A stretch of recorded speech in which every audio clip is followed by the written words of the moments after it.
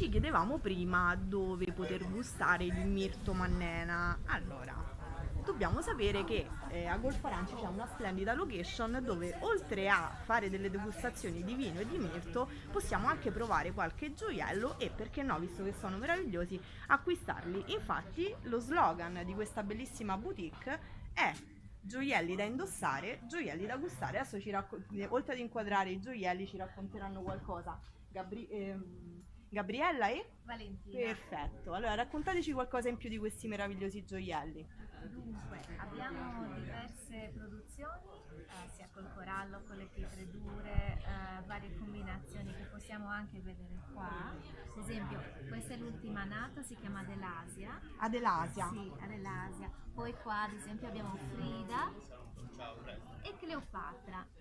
Ci piace abbinare alle collane, diciamo così, vari nomi di personaggi Della Sardegna, importanti, giusto? sì, Quindi abbiamo Adelasia di Torres, se non sbaglio, che era una giudice di Burgos. esattamente. Ok, ok. Vabbè, anche Frida Kahlo. Frida, ok, quindi non solo della Sardegna, Non comunque solo della personaggi Sardegna. importanti, perché comunque un gioiello per una donna è qualcosa che deve dare rilevanza, quindi il fatto che abbia un nome importante e personalizzato è fantastico. Assolutamente. Il nostro concept è un pochino diverso perché abbiamo unito ai gioielli appunto da indossare le chicche enogastronomiche del territorio, ovvero prodotti di qualità con un bel packaging. Qualcuno può venire, qualsiasi persona può venire a degustare un vermentino, acquistare una collana oppure sorseggiare del buon mirto, come in questo caso stiamo parlando Del appunto mirto di mannena. Un gin sardo. Perfetto. anche un gin.